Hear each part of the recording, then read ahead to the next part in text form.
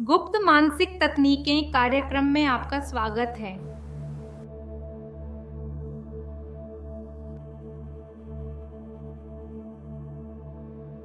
इस यात्रा के लिए एक अत्यंत विचलित करने वाले तथ्य को स्वीकार करना आवश्यक है। हम अपने जीवन का अधिकांश हिस्सा आत्म धोखे की स्थिति में डूबे हुए जीते हैं, जिसे हम खुद सावधानी पूर्वक बनाए रखते हैं।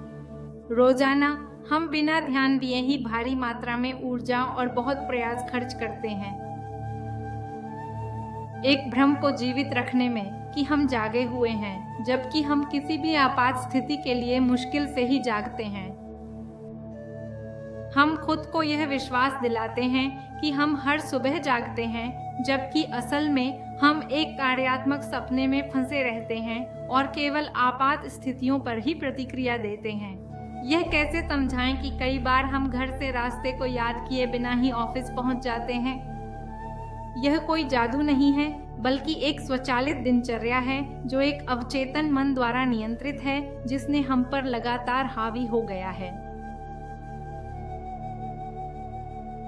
हमें खुद से यह सवाल पूछना चाहिए, आखिर क्यों हमारा सचेत मन हम पर अपना नियंत्रण बनाए नहीं रख पाता।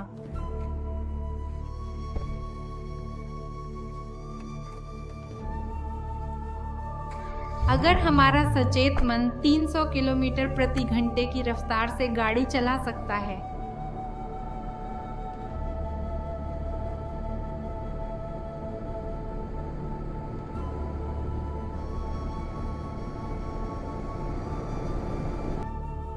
और अगर अवचेतन मन से केवल 50 किलोमीटर प्रति घंटे, तो हम सबसे खराब विकल्प क्यों चुनते हैं।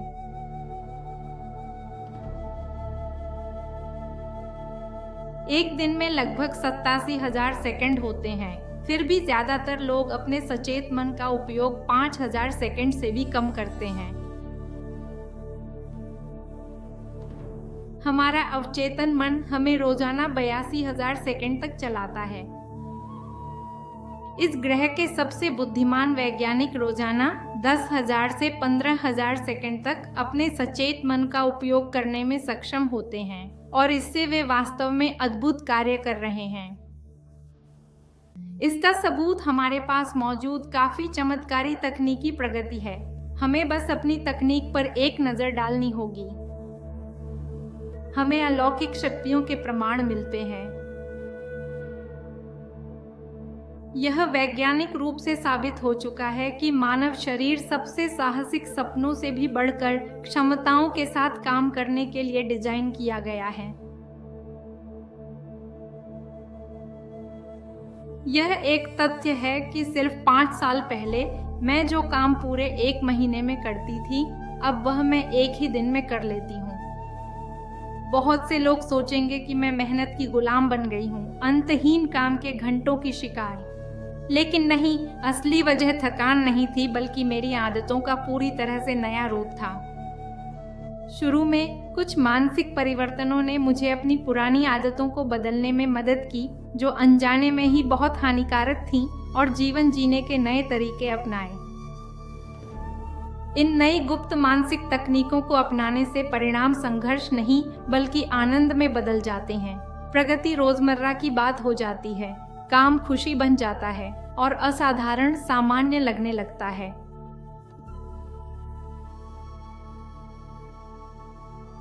इन सभी तकनीकों में से कोई भी इतनी शक्तिशाली, इतनी परिवर्तनकारी नहीं है, जितनी कि हमारे सचेत मन का अधिक से अधिक उपयोग करना। इसे सक्रिय करने से इसकी क्षमता बढ़ती है, और उन आंतरिक तंत्रों की भी जो हमें इसका अधिक बार और प्रभावी ढंग से उपयोग करने की अनुमति देते हैं। यही विरोधाभास है। अवचेतन मन के हर उपयोग के साथ भी यही होता है, उसकी शक्तियां और उसके रास्ते मजबूत होते हैं। इसी कारण से अवचेतन मन हमारे सचेत मन की शक्ति को लगातार कमजोर कर रहा है, और स्वयं दिनों दिन अधिक शक्तिशाली होता जा रहा है।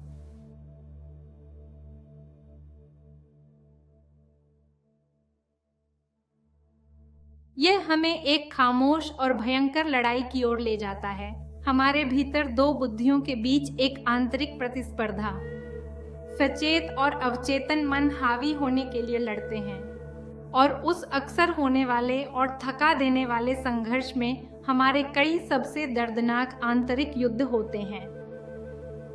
वहीं से हमारी ऊर्जा में गिरावट, हमारी रुकावटें, हमारी कोशिशों में कमी और हमारी असफलताएं आती हैं। लेकिन एक आश्चर्यजनक रहस्योद्घाटन है।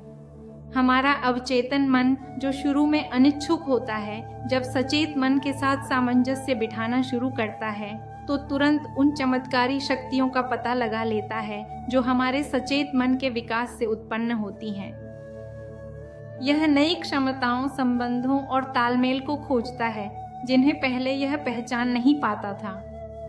और जब ऐसा होता है तो दोनों दिमाग एक बढ़ते हुए तालमेल में सामंजस्य बिठाना शुरू कर देते हैं, जिससे एक ऐसी मानसिक कार्य प्रणाली उत्पन्न होती है जो लगभग दैवीय सटीकता के स्तर तक पहुंच जाती है। हमारा आत्म धोखा हमें लगातार यह विश्वास दिलाता रहता है कि हम अच्छी तरह से समझते हैं। ऊर्जा, ज्ञान, समझ, प्रेम और चेतना जैसे शब्दों को अत्यधिक गहराई से आत्मसात करना चाहिए। हम मानते हैं कि हम उनकी परिभाषा जानते हैं, पर जब हम उनके अर्थ को स्पष्ट रूप से लिखने का प्रयास करते हैं तब हमें अपने आत्म धोखे का एहसास होता है। किसी समस्या को हल करने का पहला कदम उसकी पहचान करना है। एक बार इस कमजोरी को पहचान लेने पर धोखे का असली चेहरा सामने आ जाता है। आत्म धोखा पहचाना जाता है और परिणाम स्वरूप हम इसके बारे में और भी बहुत कुछ करने लगते हैं।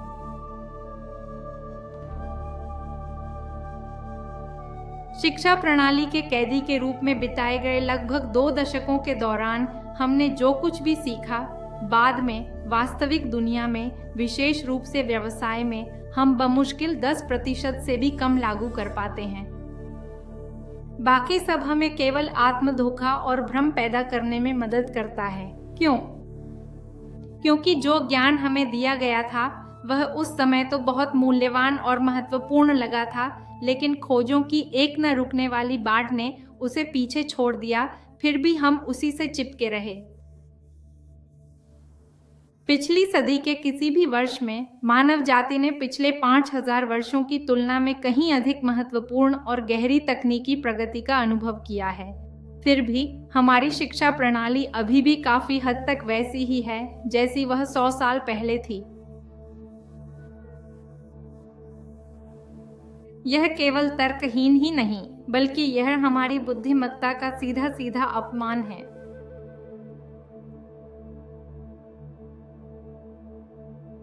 इस स्थिति में सबसे बेतुकी बात भाषा ही है। हम अब भी यही मानते हैं कि हम एक दूसरे को समझते हैं, जबकि हम खुद भ्रमित हैं। हम उन शब्दों के साथ सिखाना और सीखना जारी रखते हैं जिन्हें किसी ने शुद्ध नहीं किया है। व्यवस्था बनाना जरूरी है, क्योंकि शब्दों में सटीकता के बिना सोच में स्पष्टता नहीं होती, और स्पष्टता के बिना कोई शक्ति नहीं होती। हमारे इतिहास ने आगाह किया था कि क्या हो रहा है। बाबेल के बुर्ज की बाइबल कहानी में जब मनुष्यों ने भव्य जिगुराट और पिरामिडों का निर्माण शुरू किया तो कहा जाता है कि देवताओं ने इस डर से कि हम उनके जैसे न बन जाएं, हमारी प्रगति को बाधित करने का निर्णय लिया। उन्होंने ऐसा कैसे किया? हमारी भाषाओं को भ्रमित करते हुए, हमारी संवाद करने की क्षमता को खंडित करते हुए, और तब से दिव्यता की ओर उठाया गया हर कदम गलतफहमियों से भरा रहा है। हमारी शिक्षा प्रणाली हमें जीवन के प्रारंभिक वर्षों में स्वाभाविक रूप से सीखी गई बातों को सफलतापूर्वक संवाद करना सिखाने के बजाय सीधी सादी बातों को जटिल बना चुकी है और हमें आत्म धोखा देने के लिए तैयार करती है। जो पहले साफ था उसे धुंध से भर दिया है। इसलिए इस परियोजना का प्राथमिक उद्देश्य चीजों को सरल बनाना है। हम अपनी शक्तियों को उजागर करने वाली गुप्त तकनीकों को सीखने के लिए उन शब्दों को परिष्कृत करेंगे। उदाहरण के लिए सूचना शब्द को लेते हैं। यदि कोई व्यक्ति गूगल जैसी सामान्य परिभाषा खोजता है तो उसे कुछ ऐसा मिलता है जैसे किसी घटना, तथ्य या परिघटना के बारे में डेटा का एक समूह, जिसे किसी विशेष संदर्भ में व्यवस्थित करने पर उसका अपना अर्थ होता है, जिसका उद्देश्य अनिश्चितता को कम करना हो सकता है या किसी बात पर अपनी समझ और ज्ञान को विकसित करना। यह परिभाषा स्पष्ट करने के बजाय पढ़ने वाले को और भी बड़ी अनिश्चितता और जटिलताओं के सागर में डुबो देती है। एक डेटा क्या है? एक घटना, एक तथ्य, एक परिघटना का क्या मतलब है? एक निश्चित संदर्भ में व्यवस्थित करने का क्या मतलब है? एक संभावना का उल्लेख क्यों किया जाता है और अन्य को अनदेखा कर दिया जाता है? और ज्ञान क्या है? परिभाषा का यह प्रयास एक ऐसे बक्से की तरह है जिसे खोलने पर 10 और बक्से निकलते हैं, हर एक पिछले वाले से ज्यादा जटिल। यह हमें एक अनसुलझी स्थिति में डाल देता है। एक विकल्प प्रस्तावित करें। सूचना हर चीज से निकलने वाली वे विशेषताएं हैं जिन्हें व्यक्ति स्वयं और दूसरों तक पहुंचाता है। यहाँ हमें केवल 2 ही चीजें परिभाषित करनी हैं। विशेषताएं वे अद्वितीय गुण जो हर चीज को दूसरों से अलग बनाते हैं। संवाद करना, किसी बात को दोहराने या फिर से व्यक्त करने का अनिवार्य पर्यायवाची, चाहे स्वयं के लिए हो या दूसरों के लिए।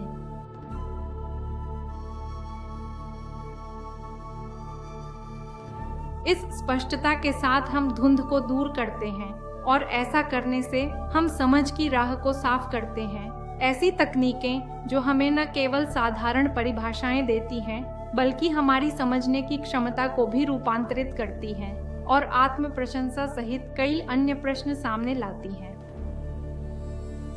आज के लिए बस इतना ही। अगले कार्यक्रम तक के लिए, जहां सरल परिभाषाएं फिर से समझ के नए द्वार खोलेंगी और कई उभरती हुई घटनाओं को जन्म देंगी।